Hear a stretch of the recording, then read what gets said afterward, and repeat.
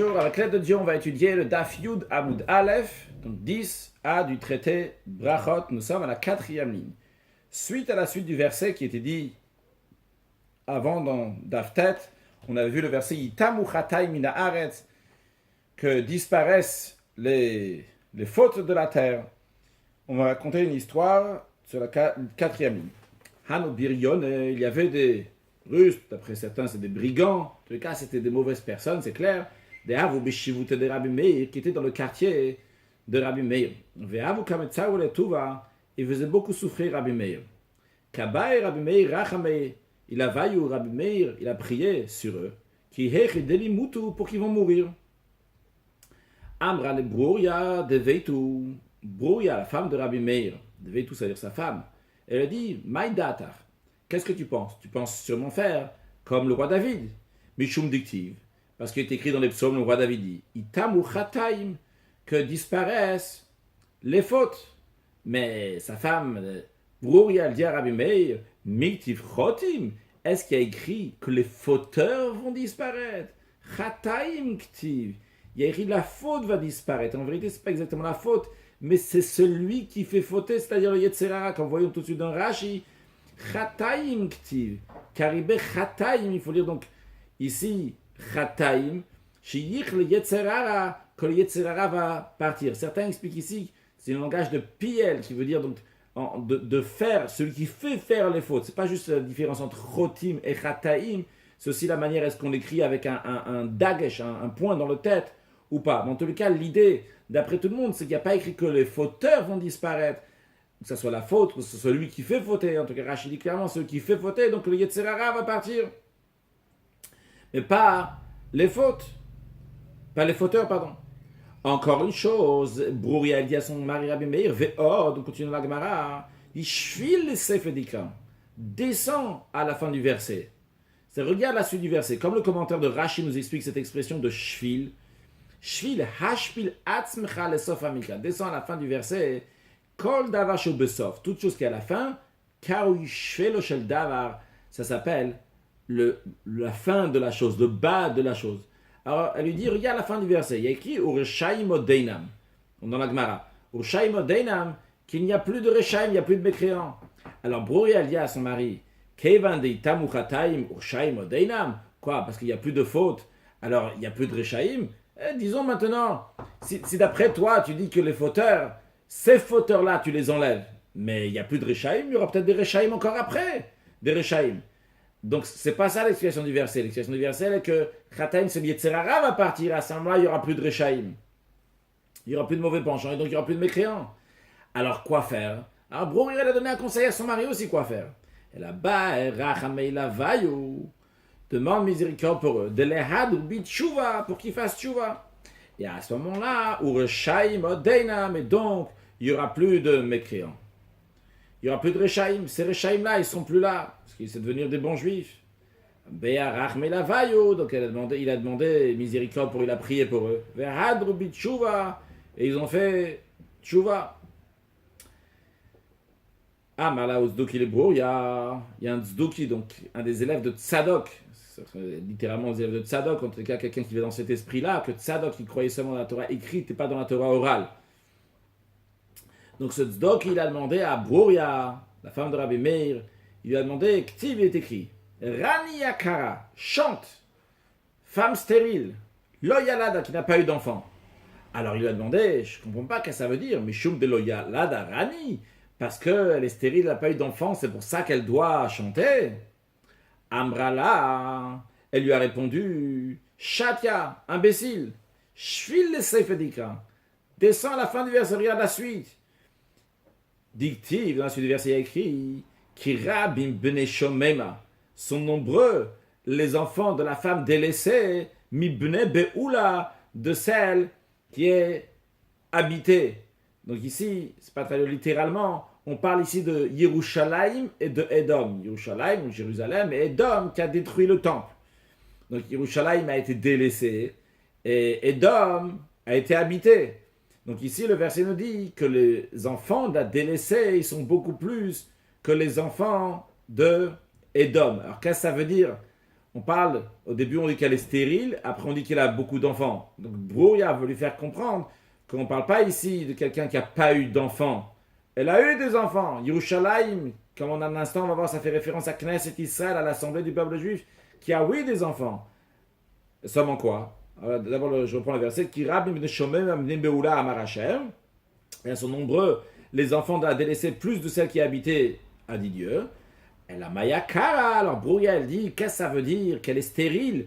En quoi cette femme est stérile? En quoi donc Yerushalayim est stérile? En quoi l'assemblée juive est stérile? Maya Kara lo yelad stérile qu'il n'a pas enfanté. C'est Rani Knesset Israël. Chante l'assemblée d'Israël chez Dom Elisha Kara, qui ressemble à une femme stérile. Stérile de quoi? Chez le Yalda Banim le Gehinom Kevataychu, qui n'a pas enfanté des enfants qui vont aller à l'enfer comme vous, les Tzdokim. Continuons de la Gemara. Ah, Barlahu Tzdoki le Rabbi Abaou. Un Tzdoki, il a dit à Rabbi Abaou, il est écrit, mise pour le David Vivochom Avshalom Beno. Un cantique pour David lorsqu'il s'est sauvé de son fils Avshalom. Et il y a écrit, il y a écrit, il est David Mirtam, une grande cantique.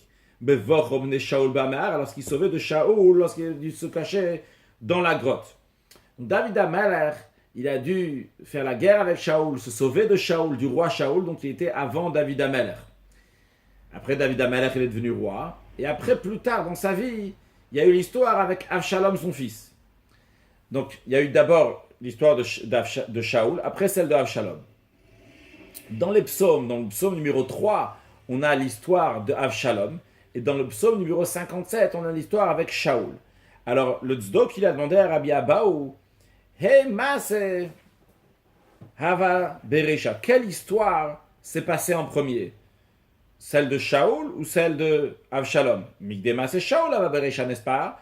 C'est l'histoire de Shaul qui avait avant celle de Avshalom.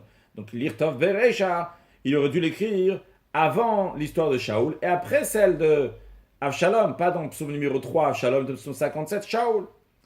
Amarle, Rabbi Abaou Adi Tzdoki, Tundelo Darshitun Smuchin, vous, les Tzdokim, qui ne font pas la dracha, qui n'expliquent pas la Torah avec le Smuchim, la juxtaposition, quand on juxtapose des versets, quand on juxtapose des psaumes l'un après l'autre. Alors c'est pour ça que toi tu as la question. Kashia Lechou, vous avez une question.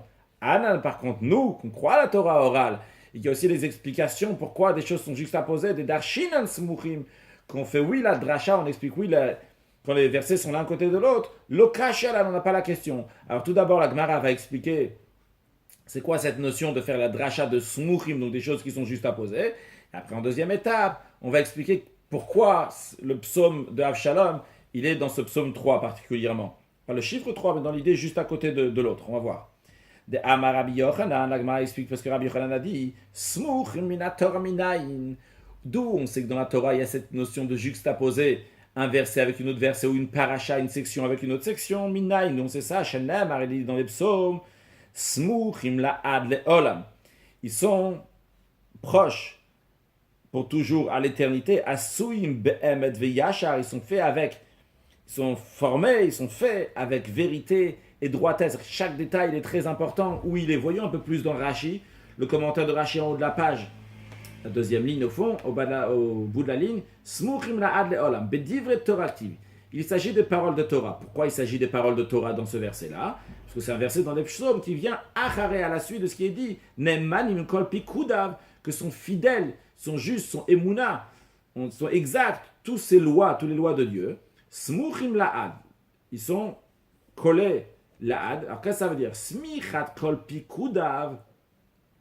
Donc la juxtaposition de tous les pikudim, de toutes les lois de Dieu qui a écrit juste avant dans le verset, que Rashi nous ramène le début du verset, pas ce qui a écrit avant dans le verset, contrairement à la Gemara. Donc ces pikuda qui a juste avant, ils sont smuchim be'emet ve'yashar, avec vérité et de manière droite, ou le tzorer, pour une nécessité, velo davarek. C'est pas quelque chose de rien, c'est pas par hasard. Alors, concrètement, pourquoi le psaume d'Avshalom, il est au début avant celui de Shaul? Alors là, Nismecha, on est dans le continu de la Gemara, la première grande ligne, Nismecha parashat Avshalom, le parashat Gog ou Magog. Pourquoi il juste à poser la parashat de Avshalom avec celle de Gog ou Magog dans le psaume numéro 2? Il y a écrit qu'ils vont faire la guerre à la Shem va'al Meshicho, sur Dieu et sur son Mashiach. Donc il fait référence à la guerre du roi Gog, qu'on appelle Gog ou Magog, donc il vient de Magog. Shem Yom Arlecha Adam. Parce que si quelqu'un va te dire Klum Yesh Evet Shemoret Berabo, quelqu'un va te dire est-ce que ça existe un serviteur qui se rebelle contre son maître, c'est-à-dire que Gog il va venir faire la guerre à la Shem va le Meshir sur Dieu et sur le Mashiach. Si quelqu'un te dit c'est pas possible, Afata Emerlo. Alors dis-lui, Klum Yesh Ben Shemoret Be'aviv, ça existe, il y a écrit dans le psaume numéro 3 qu'il y a un fils qui se rebelle contre son père. Et la Hava, c'est arrivé qu'un fils se rebelle contre son père. Avshalom, quand tu vois dans le numéro 3 de psaume. Achanami Hava, ici aussi, ça va être, ce qu'il y a écrit dans le psaume numéro 2, que Gog va faire la guerre contre Hachem, Va'al Meshicho et son Mashiach. Rashi, Klum Yesh Aved, Shemoret Berabo. Quelqu'un va dire, est-ce qu'il y a un serviteur qui se rebelle contre son maître et donc il va démentir les paroles du prophète, il va dire ça n'existe pas. Et Morlo, dis-lui, Klum Yesh Ben, ça existe un enfant qui se rebelle contre son père. Alors qu'on voit ici avec Avshalom que ça s'est passé. Donc Achanami Hava, ici aussi Hava, Rachid traduit que Hava ici, ça veut pas dire ça a été, mais sauf Eliot, c'est quelque chose qui va arriver, donc la guerre de Gog. Continue la Gemara, Amar Rabbi Yochanan Mishum Rabbi Shimon ben Yochai, Rabbi Yochanan il a dit au nom de Rabbi Shimon ben Yochai, Maïdictive. Quelle est l'explication du verset dans Mishle? Pi apatra bechorma, que sa bouche elle a ouvert avec sagesse, fait Torah Chesed Aleshon, un enseignement de bonté sur sa langue, Keneged mi amar Shlomo mikazeh, par rapport à qui, envers qui Shlomo Amelach il a dit ce verset-là, Lo amar la Keneged David il a dit par rapport à roi David, à vivre son père. Chez Darbachami Shaolam qu'il a vécu dans 5 mondes, entre guillemets, dans 5 étapes de sa vie. Ve Amar Shira, et il a dit un cantique. Qu'est-ce que ça veut dire, Rashi? Ve Amar Shira, il a dit un cantique. Keneged Kulam Amar Shira. Par rapport à toutes ces choses-là, il a dit un cantique. Lekshata Ruach HaKodesh Alav, lorsque l'Esprit Saint est venu sur lui. C'est-à-dire, on va voir 5 mondes, 5 étapes dans sa vie. Par exemple, la première étape, lorsqu'il était dans les entrailles de sa mère. Alors, le commentaire de Rashi nous dit, il n'a pas dit cette shira, ce cantique, lorsqu'il était dans les entrailles de sa mère. Il a dit ce cantique, lorsque plus tard, il a eu Ruach HaKodesh et l'Esprit Saint. Voyons dans la Gemara quels sont ces 5 mondes et ces 5 étapes shira qu'il a fait. Darbi Meimo, il a vécu, il a habité littéralement dans les entrailles de sa mère. V'amar shira, il a dit un cantique, Shenama, il a dit, Bach, inafshet Hashem. Bénis mon âme Hashem, V'chol kravai, et tous mes entrailles, et Shem Kocho, le nom saint de Dieu, Rashi V'chol Kravai, tous mes entrailles. Rashi nous dit, il ne s'agit pas ici des entrailles à David Amelech lui-même, seulement Hashem Krave Imo, les entrailles de sa mère, chez Darbetochan, dans lequel il était à l'intérieur. Donc ça c'est la première étape, dans laquelle il a fait un Bachinashi, il a béni Akadosh Baruch Hu. Yatsa la vira olam, il est sorti littéralement à l'air du monde, il est sorti du ventre de sa mère, Venistak, el bekochavi mazalot. Et il a vu les étoiles et les astres, Amashir, il a dit un cantique, Shenamar, il a dit, Baruch Hashem, bénissez Hashem, Malach, ses anges, Gibor et Koach, puissant de sa force, puissant de force, Osed Varo, qui font sa parole, Lishmoa Bekol Varo, qui écoutent le son de sa parole, Baruch Hashem Kol Tsevav, bénissez Hashem. Tous ces armées, les armées d'Hachem, donc c'est les astres et les étoiles, les Gomer, etc.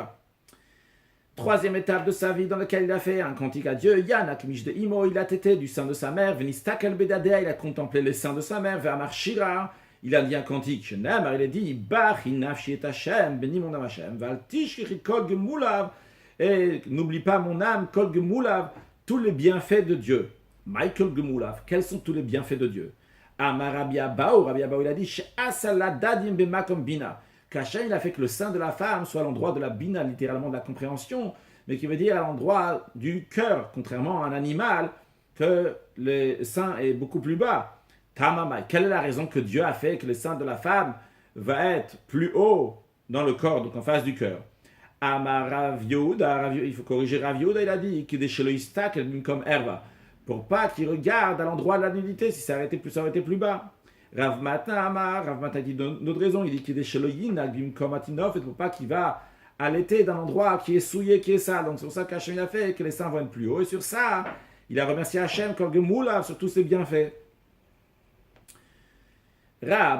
Quatrième chose, Rab Patan Shel Reshaim, il a vu la chute des mécréants. Amar Shir a dit, un cantique, Shenemar, il a dit, Tamuchataim min haaretz, que disparaissent les fautes de la terre, ou Shaim Odenam, et qu'il n'y a plus de Reshaim, qu'il n'y a plus de mécréants. Et à la suite de ça, Bach Inaf Shet Hashem, Il a béni, il a dit que béni mon âme Hachem, Hallelujah, qu'il soit loué. Cinquième étape, Nistak al-Biyom Amita, il a regardé le moment de la mort. Il a dit un cantique, il a dit Bachi nafshet Hashem béni mon âme Hashem Hashem Elokai. L'Éternel, mon Dieu, Gaddal Tameod, tu es infiniment grand, Hod ve'adal vashta, de la gloire et de la splendeur et la gloire, la vashta tu t'es habillé. L'Agma dit ok, très bien, écrit Bachi nafshi, que mon âme béni, mais qui te dit que c'est le jour de la mort? L'Agma demande Maï mashma, comme le commentaire de Rashi explique. Maï mashma, quel est le sens d'Al-Yom Amitanem, c'est dit sur le jour de la mort? Alors, continuons la Gemara, le Bach, il dit, il faut enlever le mot de Al-Yom Amitanem. Amar Rabba Barav Shila, Rav Shila, il dit, mais c'est Fadinyan, non, c'est que ça, il parle du jour de la mort, de la fin du verset. Dès qu'il est écrit, Tastir Panecha Ibahelun, tu vas cacher ton visage, ils vont s'affoler. Tosef Rucham, tu vas rassembler, reprendre leur âme. Ils vont expirer, ils vont mourir, Vegomer, etc. Et dans la suite, ils vont partir à leur terre. Bien, donc ça, c'est les 5 étapes, c'est les 5 mondes dans lesquels David Amelach il a vécu, qui correspondent donc en tous les cas à ce que Shlomo Amelach il a dit que Pia Patra Bechorma, qu'il a ouvert sa bouche avec sagesse pour remercier Akadosh Baruch Hu. Bien, Rav Shimi Bar Ukva, Ve'amre le Mar Ukva. Rav Shimi Bar Ukva, il y en a qui disent que c'est Mar Ukva. Pour la suite, pour faciliter, on va l'appeler Rav Shimi Bar Ukva. Havashkia Kamel Rabbi Shimon ben Pazi. Il était souvent dans la yeshiva de Rabbi Shimon ben Pazi. Littéralement, il était devant Rabbi Shimon ben Pazi. Pardon, c'est pas dans la yeshiva de Rabbi Shimon ben Pazi. Il était souvent devant Rabbi Shimon ben Pazi. Kamel Rabbi Shua ben Levi. Et c'est lui qui était Messader littéralement, qui leur donnait la gata, la partie agada de la Gemara. C'est lorsqu'il y a des histoires dans la Gemara, mais surtout lorsqu'il y a des versets avec des commentaires de versets. Et donc, il était dans la yeshiva de Rabbi Shua ben Levi, là-bas, il était Messader Agata, donc il a rangé la Agada lorsqu'il avait besoin, on lui demandait à lui, donc des commentaires de versets, etc. Alors, Amarle, donc Rabbi Shimon Bar Ukva, il a dit à Rabbi Shimon ben Pazi, il a dit, Maïdictive, quelle est l'explication de ce qui est écrit, Bachi nafshet Hashem, béni mon âme Hashem, v'chol kravayet Shem kocho, et tous mes entrailles sont non saints de Dieu. Donc, David Amelach a dit, qu'est-ce qu'il veut dire? Amarle, alors Rabbi Shimon ben Pazi a répondu à Rabbi Shimon Bar Ukva, il lui a dit, Bo ure. C'est l'expression, David Amelach voulait dire, il vient et voit. Alors avant de faire Bo, ce qu'il nous dit, voyons Rashi, Bo ure vechulu, vient et voit, Rashi nous dit, Hu savar, lui il a pensé, c'est-à-dire que Rabbi Shimon ben Pazi, il avait compris que Rabbi Shimon Bar Ukva lui avait demandé, pardon, pourquoi on parle des kravaïm particulièrement, dans le kravaï des entrailles, des hachibae, comme ça il lui a demandé, Maishna kravaïm nakat, pourquoi il parle particulièrement des kravaïm, il parle des entrailles. Comme ça Rabbi Shimon ben Pazi croyait que c'était la question de Rabbi Shimon ben Pazi, d'où la réponse qu'il va lui donner maintenant. Il va lui dire, Bo, et Shelo ki midat hakadosh, continue la Gemara, Shelo ki midat hakadosh baruch hu midat basavadam, que le comportement de Dieu n'est pas comme le comportement d'un être humain, littéralement de quelqu'un de chair et de sang. Midat basavadam, le comportement de quelqu'un de chair et de sang, tsar tsura, s'il façonne une forme, al gabe akotel sur le mur, ve'eno yachol atil baruach, il ne peut pas lui mettre un souffle, ou neshama, une âme, kravaim, des entrailles, ou bnemeaim, des intestins. Par contre, va Kadosh Baruch Hu, Dieu, Einoken, Dieu c'est pas comme ça. Tsar tsura betor tsura, il façonne une forme dans une forme, c'est-à-dire que dans le ventre de la mère, là-bas il fait une forme d'un être humain, d'un fœtus. Ou matil baruach, lorsque c'est à l'intérieur, il met là-bas du souffle, ou neshama inam, kravaim, des entrailles, ou des me'aim, des intestins. Et c'est aussi ce que Chana, la mère du prophète Shmuel, a dit, En kadosh k'Hashem. Il n'y a personne qui est saint comme Dieu, qui en biltera. Il n'y a personne comme toi, ve'en tsu kelokeinu. Il n'y a pas de rocher littéralement comme notre Dieu. Mais ici, la Gemara va traduire, l'expliquer tout d'abord le mot tsu. Mai en tsu kelokeinu. Qu'est-ce que ça veut dire? Il n'y a pas de tsu comme notre Dieu. En tsaya kelokeinu. Il n'y a pas de façonneur comme notre Dieu, qui façonne donc un être humain, en plus, comme on a dit, même quand il est dans le ventre de sa mère. En plus, qu'on a déjà ramené le verset de Chana qui dit Kien bil terra aussi, elle dit il n'y a personne comme toi. Alors, mon maï, quelle explication du verset qui en bil terra, qui a personne comme toi? Amar Rabbi Yehuda bar Menassia, Rabbi Yehuda bar Menassia explique, Altik qui en bil terra, ne dit pas seulement l'explication il n'y a personne comme toi. Elle a en le valot terra, il n'y a personne qui te survit, il n'y a personne qui te dépasse dans la vie. Ce que ça veut dire chez l'eau, que midat akadosh baruch hu midat basavadam, que le comportement de Dieu, la vie de Dieu, si on peut dire, n'est pas comme celle de l'être humain. Midat basavadam, le comportement d'un être humain, c'est en général, c'est yadavevalimoto, l'action de ses mains le survivre. Quelqu'un a construit quelque chose, cette chose-là va rester, lui va mourir. Par contre, akadosh baruch hu, Dieu me vale masav, lui survit à ses actions, et donc lui il dépasse ses actions, puisque c'est lui, il est toujours là, avant, après, quoi qu'il arrive.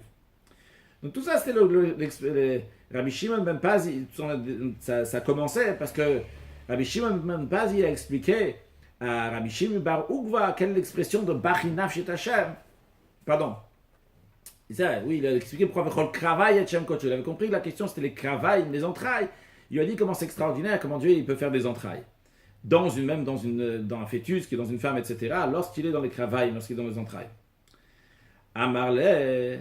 Rabbi Shimon bar Ukva, il a dit à Rabbi Shimon ben Pazi, tu m'as mal compris. Ana moi, harika minalach. C'est ça ce que je voulais te dire.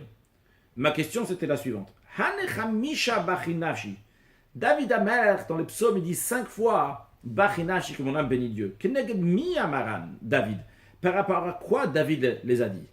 Alors Rabbi Shimon ben Pazi a répondu, le amaran la keneged akadosh baruch hu. Il les a dit ça correspond à Dieu ou keneged neshama par rapport à la Neshama, comme on va voir tout de suite, qu'il y a 5 points communs entre Akadosh Baruch Hu et la Neshama. Premièrement, Ma Akadosh Baruch Hu ma'ale kol ha'olam, la même manière que Dieu remplit le monde entier, Af Neshama ma'alet kol ha'guf, de la même manière aussi la Neshama, l'âme, notre âme remplit tout le corps.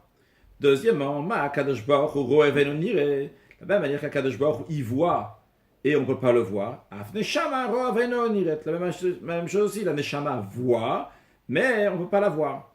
Troisièmement, Ma Akadosh Baruch Hu zanet kol ha'olam kulo, la même manière qu'Akadosh Baruch Hu il nourrit le monde entier. Af neshama zanet kol ha'guf. La même chose aussi, la neshama, elle nourrit tout le corps. Quatrième chose, Ma Akadosh Baruch Hu ta'or, af neshama ta'or, la même manière que Dieu il est pur, la même manière aussi l'âme elle est pure. Cinquièmement, Ma Akadosh Baruch Hu yoshev bechadar chadarim, la même manière qu'Akadosh Baruch Hu il est dans des chambres, ça veut dire il est assis. On peut pas, il est en cachette. Af neshama yoshev bechadar chadarim. De la manière aussi, la neshama elle est dans chadar chadarim, dans des chambres. Alors, il y a quel rapport maintenant? Yavo mishi yesh bo chamisha dvarim alalu, que vienne celui qui a la neshama, qui a ces 5 qualités-là, vishabach le mishi yesh bo chamisha dvarim alalu, et qui donne un shabach, qui donne louange à celui qui a ces 5 choses-là, donc qui donne louange à Kadosh Baruch Hu, à Dieu. Continuons dans la Gemara. Amar Rav Hamnuna, Rav Hamnuna dit Ma'ediktiv.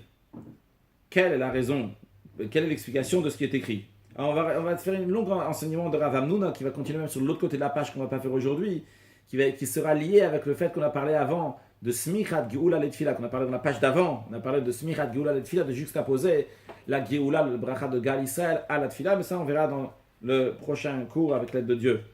Amar Rav Hamnuna, Rav Hamnuna il a dit Ma'ediktiv, quelle est l'explication du verset Mikeh Chacham ou Miyodea Pesher, qui comme le sage, qui est-ce qui sait l'interprétation des choses? Alors, voyons ce que Rashi nous dit.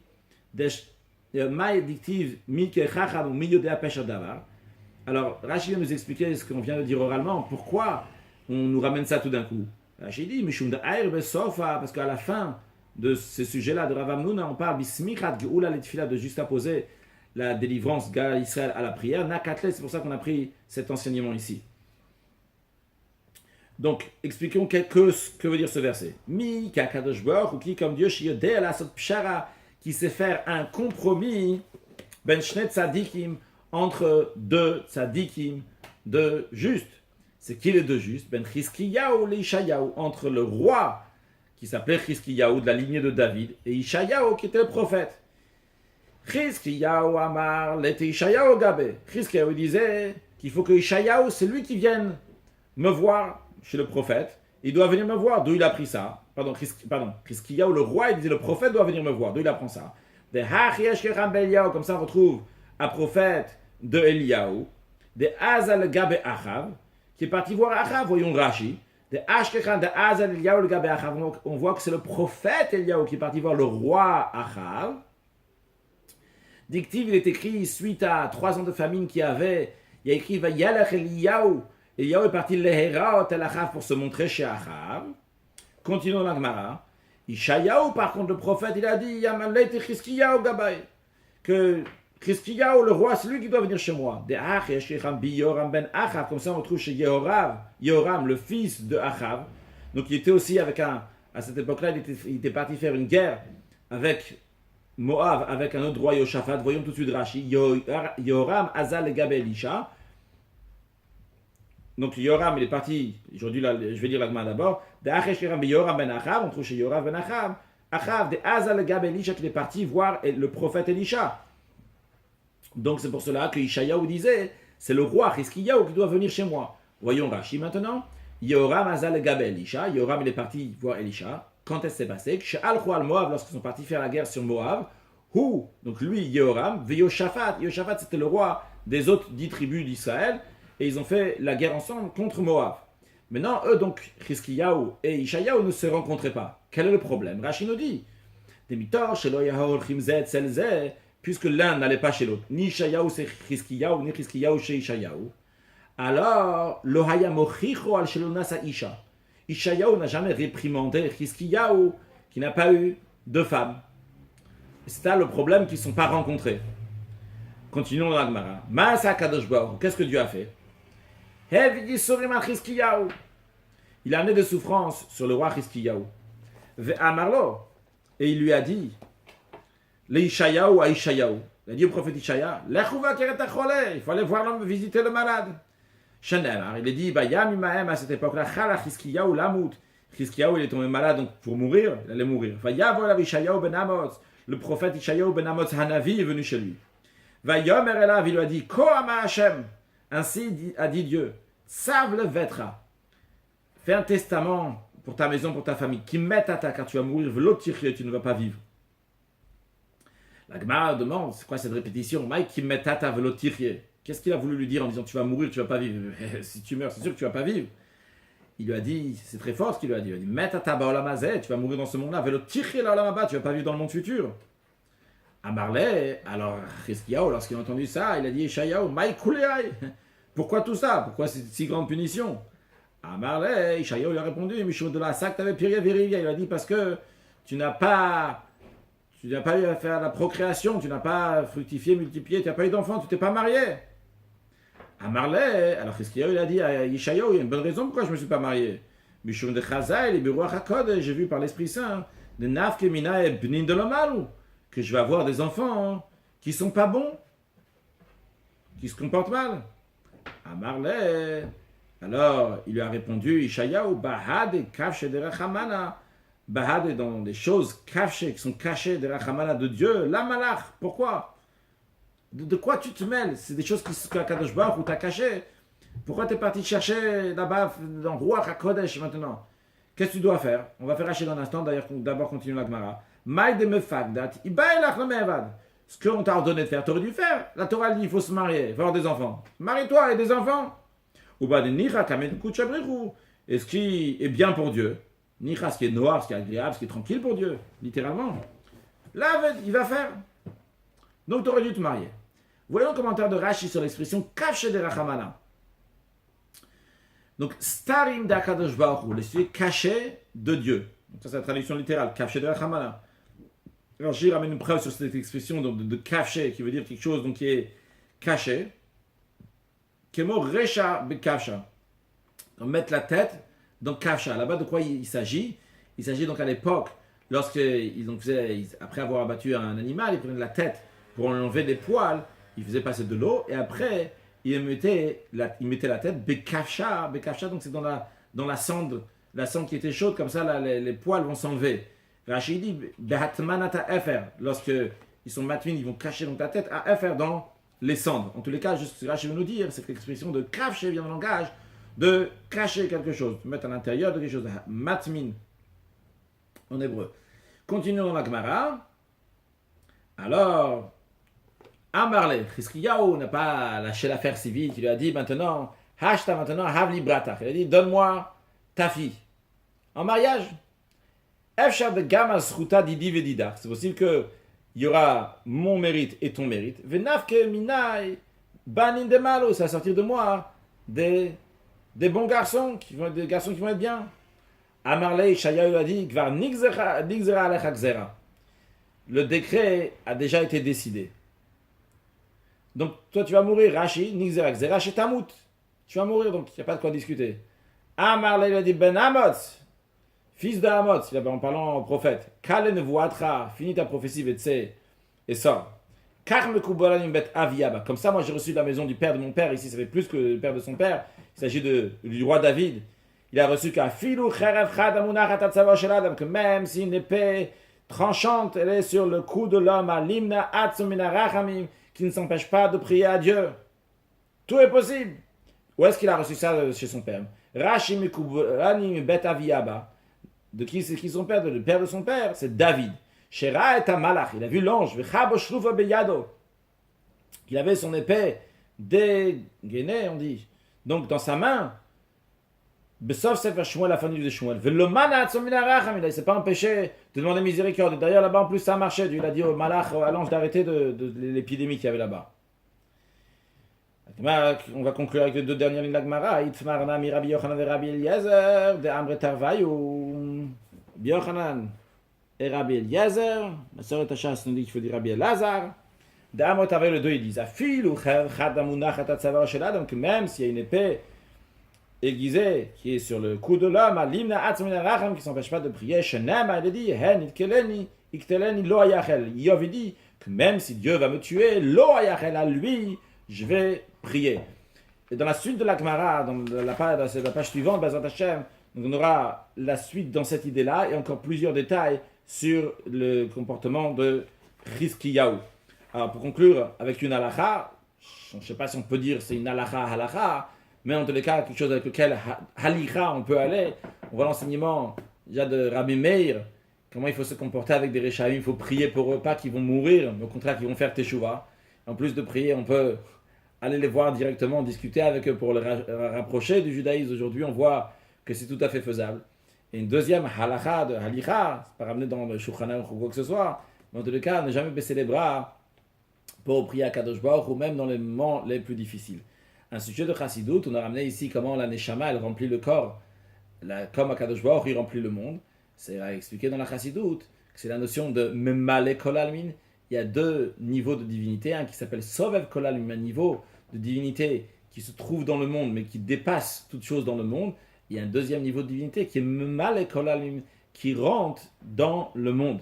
Quand même, c'est expliqué dans Chassidut que bien qu'on dit que la Neshama, elle remplit le corps, et à Kadosh Baruch il remplit le monde. C'est pas apprendre littéralement la même chose, puisque Dieu il remplit le monde, il fait vivre le monde, tandis que la Neshama, et il fait exister le monde aussi. Tandis que la Neshama, vrai, qu'elle fait vivre le corps, mais c'est pas elle qui fait exister le monde. En tout cas, tous ces niveaux de divinité, on les verra très prochainement, lorsque Mashiach va venir avec l'aide de Dieu.